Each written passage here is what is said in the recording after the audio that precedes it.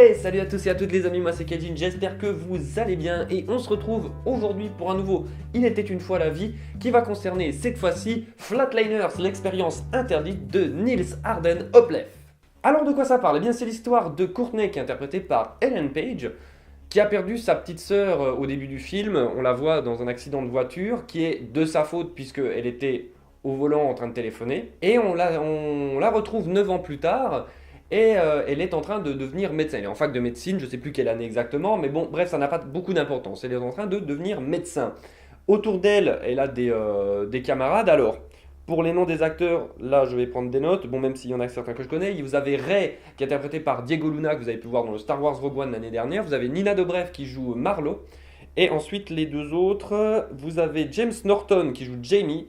Et Kiersey Clemons qui joue Sophia, Kiersey Clemons qui est l'actrice qui a été choisie pour jouer Iris West dans le DCEU et qu'on devait voir dans Justice League mais qui a été cut au montage. Voilà. Et pour en revenir à Courtney Ellen Page, du coup, elle crée une expérience en fait dans laquelle elle va se mettre à mort, enfin elle va arrêter son cœur, elle va rester 1 minute, 2 minutes dans un état de mort, et puis elle demande aux autres, une fois que cette minute, 2 minutes sont passées, de la ramener parmi les vivants, pour voir ce que ça fait, pour pouvoir avoir des études comparatives, des trucs, on a fait des radios, des IRM, tout ça.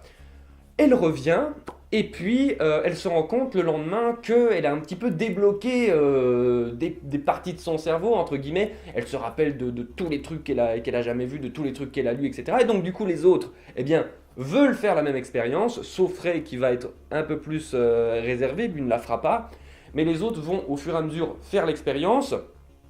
Ils vont tour à tour donc, eh bien, revenir du monde des morts et débloquer plus ou moins leur cerveau et devenir un petit peu plus aware au monde, un petit peu en mode Jean-Claude Van Damme. Et puis très vite, ils vont se rendre compte que tout n'est pas si rose au pays de la poudre de perlimpinpin et qu'ils ont peut-être ramené un truc bizarre avec eux du monde des morts. Et c'est là que les affaires vont commencer à se gâter. Alors, première chose que je ne savais pas, mais que j'ai su en faisant mes petites recherches juste avant d'aller voir le film, c'est que ce n'est pas un film entre guillemets original, puisque c'est une suite, remake, slash reboot, enfin tout ce que vous voulez, d'un petit film des années 90 qui a été réalisé par Joel Schumacher, qui est connu malheureusement surtout pour Batman Forever et Batman et Robin, enfin surtout pour notre génération en fait. Mais donc c'est un film de Joel Schumacher qui à l'époque avait un casting plutôt sympa puisqu'on parle de Kiefer Sutherland, Julia Roberts, Kevin Bacon, William Baldwin et d'autres mais j'ai totalement oublié, enfin bon bref, et ça s'appelait déjà Flatliners, en français l'expérience interdite, voilà, et ça traitait peu ou prou du même sujet, voilà. Mais ici c'est un remake tout en étant une suite un peu officieuse puisque le personnage de Kiefer Sutherland est présent dans le long métrage. Alors, heureusement que c'est un personnage entre guillemets innocent, dans le sens où il n'y a pas besoin de lui pour l'intrigue, c'est juste il est là, et ceux qui ont vu le premier film peuvent se dire ah, ouais, ok, d'accord. Bon, je vous rassure, si vous n'avez pas vu le film, vous faites partie quand même d'une grande majorité, puisque c'est un petit film quand même qui n'est pas très très connu et qui n'en demandait peut-être pas autant hein, de la part d'Hollywood, hein, à cesser de vouloir faire des remakes de tout et n'importe quoi. Là, en l'occurrence, fallait peut-être laisser tomber. Alors pourquoi je dis ça? Tout simplement parce que le film n'est pas bon. J'avais vu à l'avance que les critiques n'étaient pas bonnes, mais j'avais pas trop lu pour pas trop m'influencer non plus, mais j'avais cru entendre que bon, les critiques presse US étaient quand même assez mauvaises et que je les ai vues après. En effet, je suis relativement d'accord avec elles. Et le gros problème du film, le problème, on va commencer par les choses dans l'ordre, c'est que le film tente par moments de faire des bascules de genre. C'est-à-dire que sur le papier, ça devrait être un film purement fantastique. Enfin, pour moi, tel que je le conçois, le film se suffirait à lui-même s'il était purement fantastique, dans ce qu'on entend de plus générique, voilà, du fantastique. Il n'y a pas besoin de partir dans tous les sens. Sauf que là, le film, par moment, en fait, eh bien, tout simplement, va verser dans l'épouvante. Pas que l'épouvante soit, que je dis tomber comme si c'était péjoratif, mais là, c'est vraiment le problème que ça n'a pas sa place. Et ça n'a pas sa place, et en plus, c'est mal fait, parce que la seule façon qu'ils ont d'exprimer l'épouvante dans le film, c'est de faire des jumpscares. Donc le jumpscare, c'est un petit peu le gimmick le plus risqué à utiliser. Alors certes, c'est le plus populaire, mais c'est aussi le plus cliché à utiliser des gimmicks de mise en scène de l'épouvante, parce que, eh bien, c'est très artificiel. La plupart du temps, ça ne marche plus trop aujourd'hui, il faut bien le dire, parce que les spectateurs ont beaucoup ingéré les codes aujourd'hui, et que faire du jumpscare, s'il n'y a pas quelque chose autour, très vite les spectateurs se rendent compte que c'est un peu vain. Et dans le cadre du film, en plus, c'est pas plus travaillé que ça, c'est vraiment juste, c'est presque gratuit. Et ces passages d'épouvante, globalement, du coup, ne fonctionnent pas du tout. Et on se dit pourquoi ils sont là. Parce que non seulement ils sont pas très bien faits, mais en plus ils sont pas nécessaires à l'histoire. Et donc du coup, ça donne un truc totalement bâtard. Autre chose dans l'épouvante, le personnage d'Ellen Page, on nous le fait comprendre dès le début, puisque la scène est présente dans le film, elle a perdu sa sœur. Donc sa petite sœur est décédée. D'accord. Donc quand au début, quand elle revient et qu'elle a des visions de sa petite sœur, et que c'est des visions un petit peu, vous voyez, un peu cadavériques, justement, pour verser dans l'épouvante, c'est ok. Je dis pas que ça n'empêche pas le cliché, mais c'est ok. C'est compréhensible. Sauf que derrière, il y a d'autres personnages. Il y a sur les 5 personnages, donc il y a Ray, donc Diego Luna qui ne fait jamais l'expérience et qui lui est toujours, voilà, qui est toujours ok, c'est le personnage référent sur moi il m'arrive rien. Et puis les 4 autres, il y en a 2 qui, ok, ont dans leur placard cette histoire de il y a un mort dans le placard. Mais il y en a 2 autres, non. Parce que globalement, une fois qu'ils reviennent, très vite ils vont faire avoir un espèce de fantôme, démon, enfin, vous donnez un nom, ce que vous voulez. De nouveau, c'est le problème, c'est que pour expliquer tout ça, il y a une explication de démon, de machin, alors qu'en fait, tu veux dire, si tu restes dans le fantastique, ça suffit à expliquer le truc. Enfin bref, quelque chose qui se nourrit de leur culpabilité. Donc, on comprend que, à la limite, que Ellen Page elle ait des visions de sa petite sœur morte, parce qu'elle sait qu'elle est morte, elle sait qu'elle s'est noyée, etc. L'autre personne, donc le personnage de Nina Dobrev, Marlowe, elle a fait une erreur médicale qui a tué un patient, donc le mec est mort, donc sa culpabilité revient dans un personnage qui est mort. Sauf que les 2 autres personnages, ils ont des culpabilités par rapport à juste des choix de leur vie. Et donc du coup, les personnes à qui ils ont fait entre guillemets du tort ne sont pas mortes du tout. Ces personnages-là, on nous le dit 5-10 minutes après, qu'elles sont bien vivantes, il n'y a pas de souci. Et puis même dans le cadre c'est Sophia son nom? Oui. Enfin bref, elle, on a compris dès le départ que son personnage... autant pour le personnage de Jamie, on peut avoir des doutes, c'est un petit peu... on n'est pas sûr au début, mais autant pour le personnage de Sophia, on sait juste que, ouais, elle a juste fait du tort à quelqu'un en racontant un petit peu n'importe quoi. Enfin, c'est pas n'importe quoi, je vous laisserai vaguement découvrir, mais sauf que les personnages cette culpabilité-là, chez ces personnages-là, se matérialisent quand même comme des personnages cadavériques. Et du coup, ça n'a aucun sens. T'es là, tu fais, mais j'ai l'impression que vous utilisez des codes d'horreur qui, en plus, n'ont pas leur place dans votre film. C'est pas nécessaire de les utiliser, mais en plus, j'ai l'impression que vous ne savez pas quoi en faire, quoi. C'est-à-dire que ça arrive là, et puis ils font. C'est limite, il y a des passages vraiment avec des personnages clichés. Vous le voyez, le personnage cadavérique avec les cheveux longs et sales qui traîne la tête comme ça, puis bon, vous l'avez. Et ça n'a rien à faire dans le film, donc du coup, déjà, gros mauvais point. Tu dis, bon, mais déjà en voyant la bande-annonce, on se disait où ils vont avec leur truc. Ensuite, il y a un gros souci, c'est que le film est long, entre guillemets, parce qu'il n'est pas très long, il fait 1h40 et quelques, 1h45, bon, c'est pas très très long, 1h40. Mais en fait, il m'a semblé long, c'est-à-dire qu'à un moment donné, pour chaque personnage, pour les 4 personnages sur les 5, pour les 4 personnages qui font l'expérience d'aller dans l'au-delà, etc., on a l'exposition. C'est-à-dire que autant que pour Ellen Page, on nous fasse toute l'exposition, c'est-à-dire vite ramène. Alors vous avez elle qui est en train d'halluciner dans son monde de mort, etc., son expérience de mort imminente, et puis vous avez en même temps les autres qui essayent de la réanimer. Allez, vas-y, un tube là, vas-y, je mets l'adrénaline. Alors pour le premier personnage, évidemment, c'est l'exposition. On en a parlé pour Happy Birthday la semaine dernière. Je vais y revenir 2 secondes pour faire la comparaison. Dans Happy Birthday de la semaine dernière, on disait avec Florian que la première journée, vous savez, c'est le film avec les journées qui rebouclent. La première journée, on la voit complètement. Ok. Parce que c'est l'exposition. Ensuite, la deuxième journée, on la revoit presque complètement, mais parce que c'est pour faire comprendre aux personnages et aux spectateurs pour activer le truc. Mais passer les 2 premières journées qui sont vraiment de la pure exposition, les autres sont cut. Et on monte de façon à montrer que certains passages pour faire accélérer le temps. D'accord?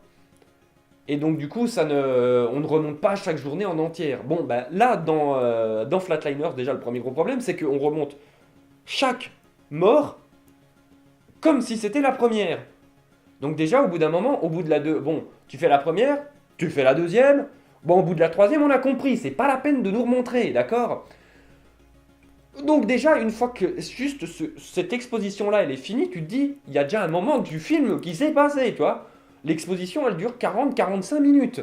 Tu fais, c'est un peu long comme expo, t'aurais pu faire un peu plus court. Bon, à ce moment-là, tu te dis, ben, d'accord, mais qu'est-ce qui va se passer? Est-ce qu'il y a vraiment...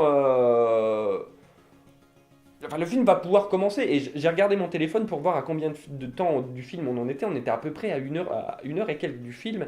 Et je me dis, le film va pas vraiment commencer encore. C'est-à-dire qu'on nous parle vaguement des hallucinations, etc. On nous a fait deux, trois coups de flipouille.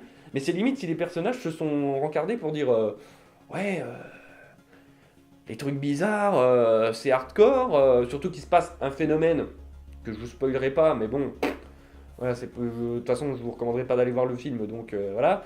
Mais à un moment donné, il se passe un événement, et seulement à partir de là, on va dire vraiment, la mécanique de l'histoire s'enclenche, et tu te dis, bah ouais, mais bon, il reste 25 minutes de film, donc heureusement que t'enclenches la fin de ton histoire, quoi, parce que bon, à un moment donné, et c'est vraiment un gros problème du film, c'est que on n'en a rien à battre des personnages. C'est vraiment, on est sur une non-empathie pour les personnages qui est assez ouf. C'est-à-dire qu'en fait, on est totalement à l'écart. C'est-à-dire que, ben, enfin, en dehors du personnage d'Ellen Page qu'on nous a vaguement présenté, etc., sur lequel, ok, on a quelque chose sur lequel se raccrocher, ben, et encore, tu dis, bah, ouais, tu veux devenir médecin et ta petite sœur est morte. Et c'est tout. En fait, on nous a juste présenté les personnages et leur culpabilité. Voilà. Et après, c'est démerdez-vous avec ça. La thématique. À partir de là, en fait, la thématique du retour de la vie et de la mort, etc., c'est vraiment purement gadget au début. C'est du gadget qui dure quand même 40 minutes, le temps d'installer, comme j'ai dit. Mais après, c'est gadget. Tout est gadget dans le film. C'est-à-dire qu'on nous montre qu'ils reviennent et qu'ils ont limite des capacités, etc.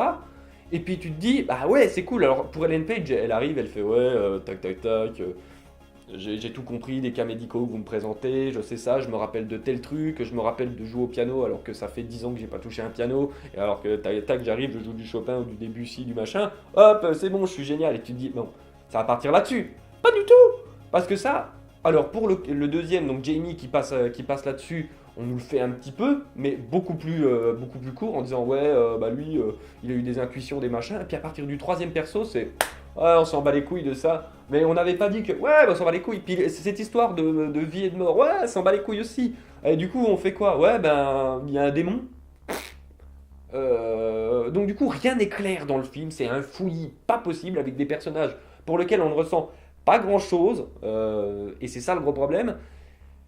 Donc du coup, bah, comme j'ai dit, les scènes d'horreur ne fonctionnent pas parce que déjà elles sont relativement mal faites, et elles arrivent comme un cheveu sur la soupe, et en plus elles concernent des personnages pour lesquels on n'a pas développé spécialement d'empathie. On regarde le film et on est tenu à distance par l'écriture du scénario. Donc du coup, il y a rien qui va dans ce film.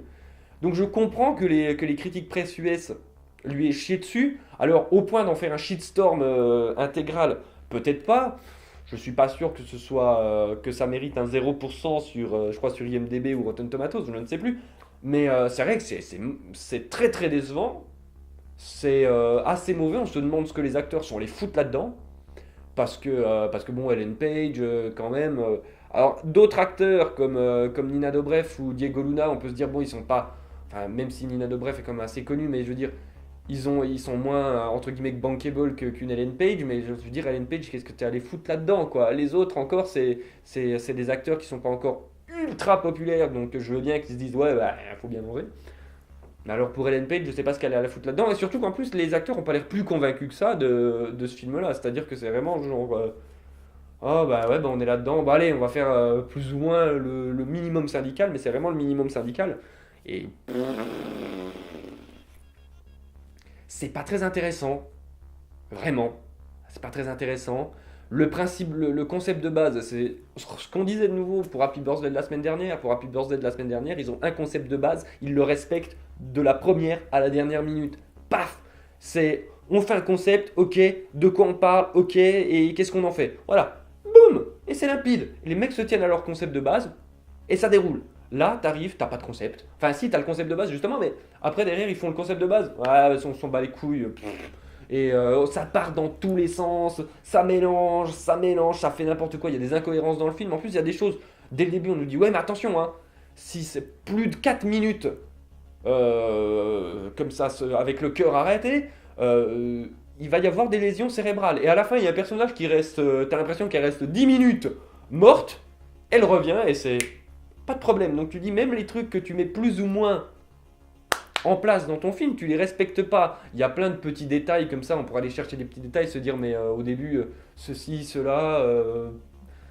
Il y a des présentations, tu dis ouais, t'as l'impression que elle a un code secret pour rentrer dans un espèce, parce qu'ils sont l'hôpital, il a un deuxième hôpital en sous-sol, et c'est là qu'ils font leur expérience parce que personne n'y va. C'est un hôpital de secours au cas où il y a une catastrophe et quelque chose, et c'est un hôpital autonome. Bon, ils vont là-dedans, et on nous montre qu'elle a un code, la porte se referme, et puis après il y a un autre personnage qui arrive, tu dis mais pourquoi vous nous montrez qu'il y a un code? Au pire, bah les couilles quoi. Enfin, si c'est même pas... Donc il y a plein d'incohérences, il y a des mélanges de codes, il y a des mélanges de genres, des mélanges de codes qui fonctionnent pas, et en plus on a l'impression que les gens les foutent là sans vraiment comprendre pourquoi ils les utilisent. Des incohérences dans ces codes-là, parce que comme je dis, il y a sur les 4 hallucinations, il y en a 2, ok les personnages sont morts, mais 2 autres non, donc il n'y a pas de raison que les personnages ressemblent à des espèces de morts de fantômes. Et puis c'est pas intéressant, ça fait pas peur, et le purement fantastique n'est pas intéressant, c'est-à-dire que c'est complètement vide. C'est complètement vide et les acteurs ne sont pas plus convaincants que ça, donc du coup, bah, on a vraiment un truc qui est plus que moyen, c'est plus que médiocre. Là, on peut vraiment parler de film qui est mauvais. Je vous le recommande absolument pas. Si vous voulez le voir éventuellement, eh ben, vous attendez que ça sorte en DVD RIP. Pourquoi pas voir le film de 90, hein, le film de Schumacher, c'est peut-être plus intéressant. Moi, je ne sais pas, je ne l'ai pas vu, donc je ne juge pas.